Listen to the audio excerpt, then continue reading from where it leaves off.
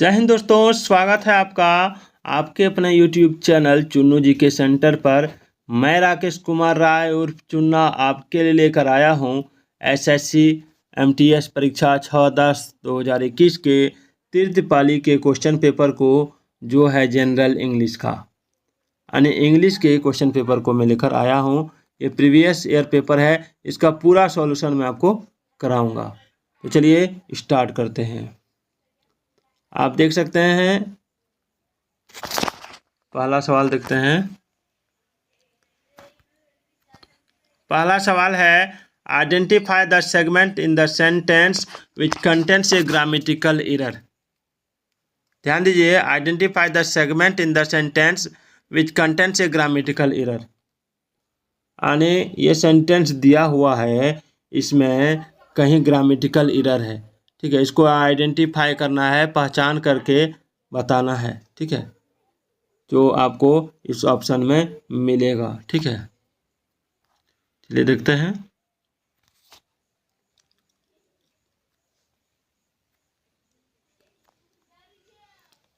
इसमें जो गलती है वो है आपका पाउंस्ड अप जो है। ठीक है, इसके स्थान पर पाउंस्ड अपन होगा।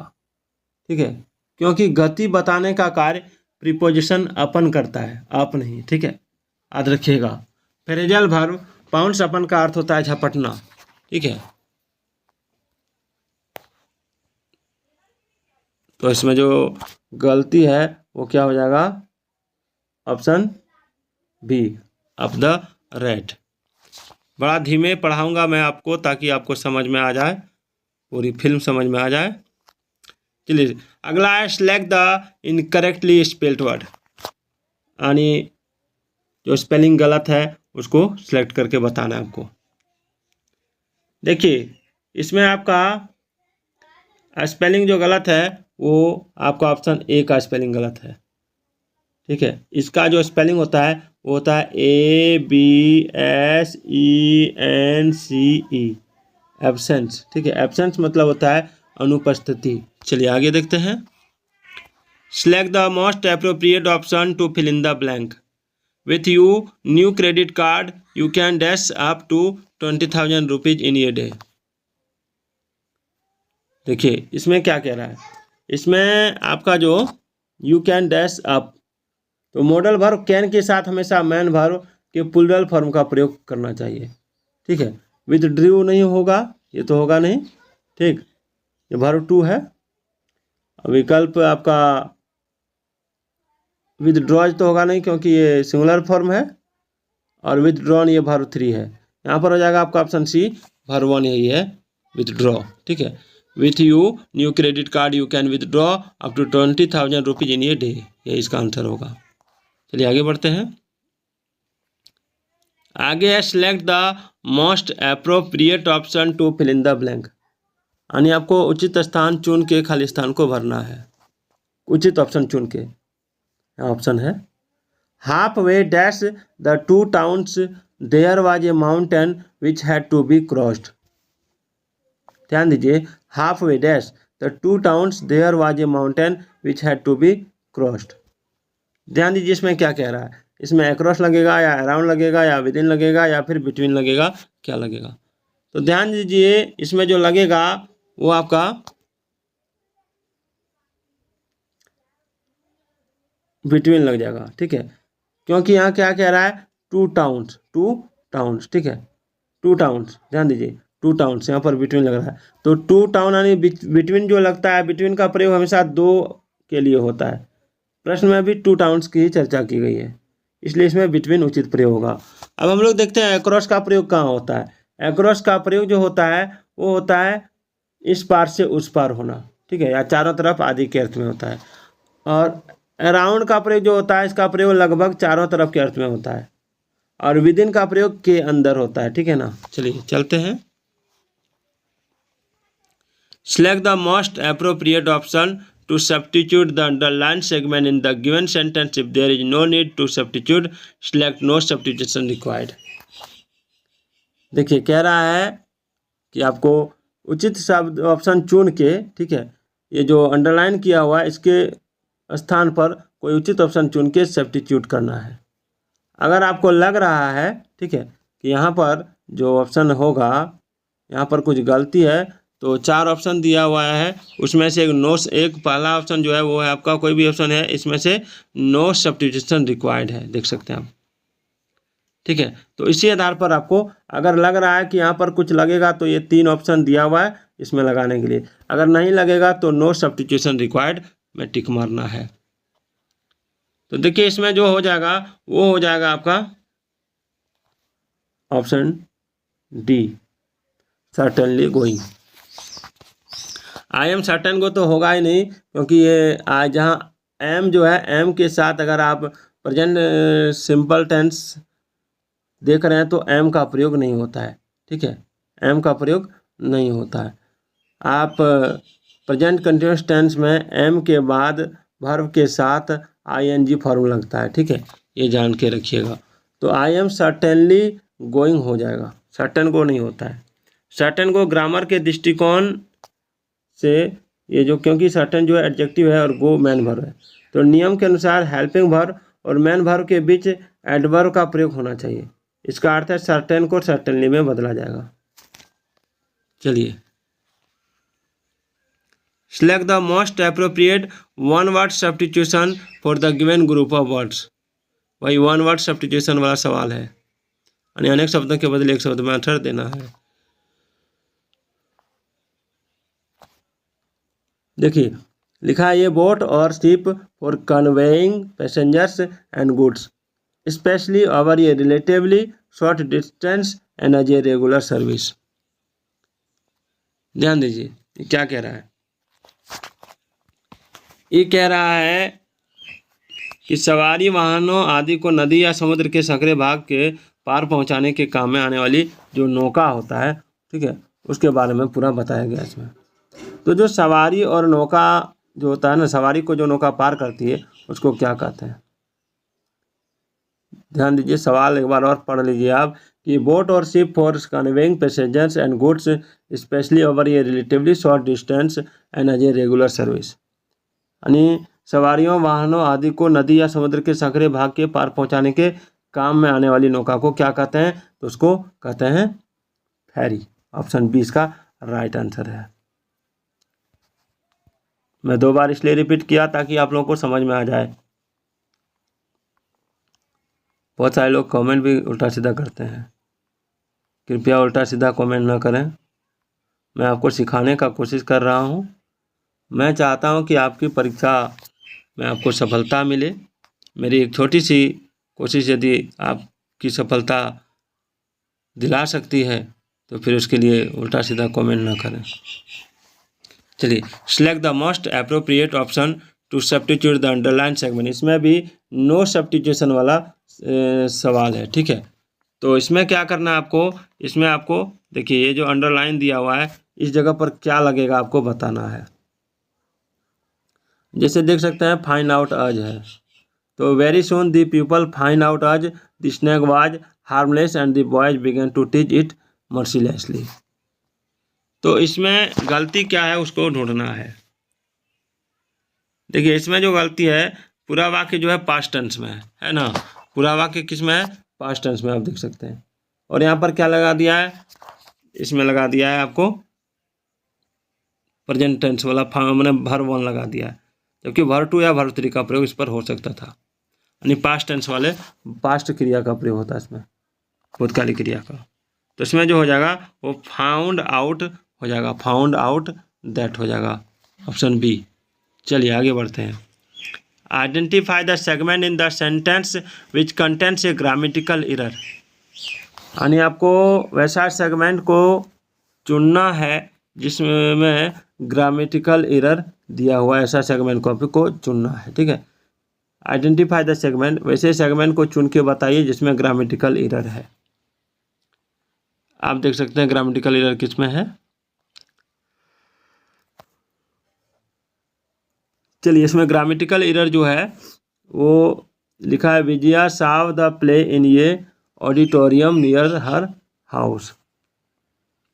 यहाँ पर गलती कहाँ है, ऑडिटोरियम के जो पहला लेटर का उच्चारण हिंदी के वॉयल से हुआ, ठीक है, हिंदी के वॉयल और से हुआ है, ठीक है ना।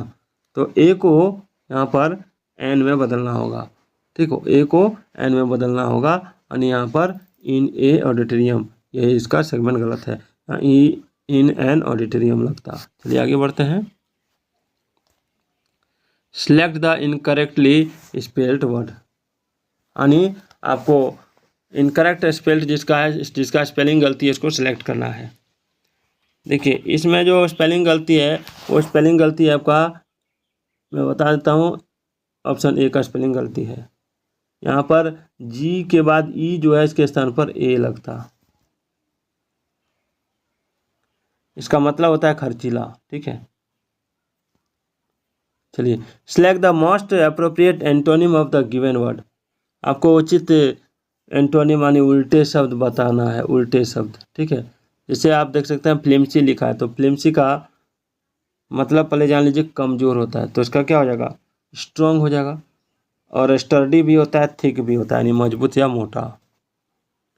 Select most appropriate antonym of the given word, यानी आपको उचित एंटोनिम बताना है डिफेंस का। देखिए डिफेंस मतलब क्या होता है, रक्षा या बचाव करना, तो इसका एंटोनिम आपका हो जाएगा ऑफेंस, हार्म, ठीक है, हर्ट। याद रखिए सिक्योरिटी गार्ड और प्रोटेक्शन डिफेंस शब्द का साइनोनिम है, सिक्योरिटी गार्ड और प्रोटेक्शन इसका साइनोनिम है, और ये क्या है, ये एंटोनिम है। चलिए, select the most appropriate option to fill in the blank, यानी आपको उचित ऑप्शन चुनना है। कैसे, तो ऑप्शन से, dash entering the hall please turn off your mobile phones, तो इसमें क्या होगा। देखिए वाक्य का अर्थ है कि हॉल में घुसने से या प्रवेश करने से पहले अपने मोबाइल बंद कर लें, तो इस प्रकार पहले या पूर्व के अर्थ में बिफोर होना चाहिए, क्या होना चाहिए, बिफोर होना चाहिए। तो इसमें क्या लगेगा, इसमें आपका बिफोर लग जाएगा, क्या लग जाएगा, बिफोर। तो देखिए प्रीवियस एक शब्द है, प्रीवियस यानी पहले का हो गया, अर्लियर यानी पूर्व का हो गया, एहिड यानी आगे के अर्थ में होता है। चलिए आगे बढ़ते हैं। Select the most appropriate option to fill in the blank, यानी आपको उचित ऑप्शन चुन के बताना है। जैसे they looked at each other for a moment without speaking and then fell into a dash. देखिए इसमें कह रहा है पूरा वाक्य का अर्थ क्या है कि वे लोग बिना बोले, ठीक है, एक क्षण तक एक दूसरे को देखते रहे और फिर वार्तालाप करना शुरू कर दिया। They looked at each other, वे लोग बिना बोले, ठीक है, they looked at each other, एक दूसरे को देखते रहे, for a moment without speaking, ठीक है, कुछ क्षणों तक बिना बोले, and then fell into a, फिर क्या हो जाएगा इसमें, कन्वर्सेशन हो जाएगा, कन्वर्सेशन, ठीक है। ऑप्शन डी इसका राइट आंसर होगा, ऑप्शन डी ये। चलिए आप देख सकते हैं 14 नंबर सवाल कि select the most appropriate synonym of the given word, ठीक है, इसका उचित साइनोनिम यानी सिनोनिम भी कोई बोलता है इसको, तो सिनोनिम बता सकते हैं। जैसे फ्लोरेसेंट, फ्लोरेसेंट का मतलब क्या होता है, इसको पहले जानते हैं। देखिए फ्लोरेसेंट का मतलब होता है प्रतिदीप्त, ठीक है, तो इसका साइनोनिम क्या हो जाएगा। देखिए इसका साइनोनिम हम लोग देखेंगे, इसका साइनोनिम होना चाहिए आपका ग्लोइंग, ग्लोइंग का मतलब होता है दीप्त, इसका सिनोनिम हो जाएगा आपका बीमिंग, ब्लेजिंग, डैजलिंग, ठीक है। चलिए आगे बढ़ते हैं। Select the most appropriate meaning of the given idiom, आपको उचित मीनिंग जो दिया गया है इडियम का उसका बताना है। देखिए कॉपी कैट, कॉपी कैट मतलब होता है किसी दूसरे व्यक्ति की नकल उतारने वाला, one who imitate another closely, तो one who imitates another closely, इसका आंसर जो हो जाएगा वो हो जाएगा आपका ऑप्शन सी। चलिए इसमें आपका वन वर्ड सब्स्टिट्यूशन वाला सवाल है। Select the most appropriate one word substitution for the given group of words, यानी जो ग्रुप ऑफ वर्ड्स है उसके बदले में आपको एक शब्द में आंसर देना है। A person who remains unmoved and unaffected by other people's opinions suggestions, यानी जिस पर किसी बात का असर नहीं होता है या जो किसी के असर में नहीं आता है, ठीक है, उसको क्या कहते हैं? उसको कहते हैं आपका इम्परवियस। Option A. चलिए आगे बढ़ते हैं। Select the most appropriate option to substitute the underline segment in the given sentence. कह रहा है कि आपको जो सेंटेंस दिया गया है, ठीक है, अंडरलाइन सेगमेंट में, यहाँ पर उसको जगह पर अगर कुछ ऑप्शन से नया शब्द आप लगता है कि आपको लग जाएगा और ये गलत है, ठीक है, या इसके स्थान पर लग सकता है, तो ये ऑप्शन दिया हुआ है, चुन के लिख सकते हैं। अगर नहीं तो नो सब्स्टिट्यूशन रिक्वायर्ड में आंसर देना है।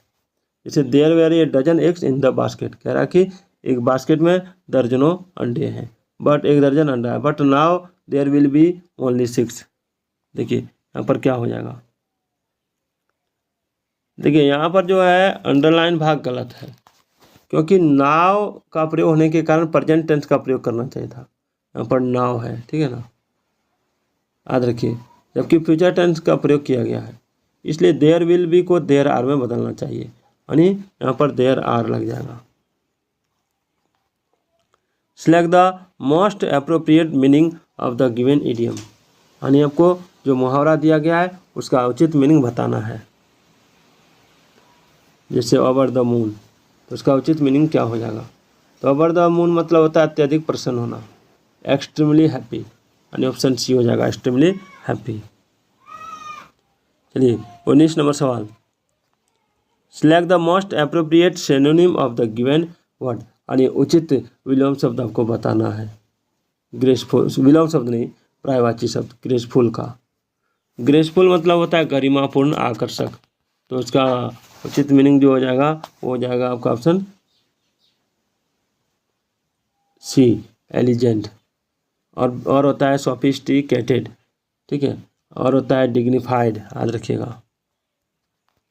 चलिए 20 नंबर सवाल आपके लिए है कि identify the segment in the sentence which contents A grammatical error.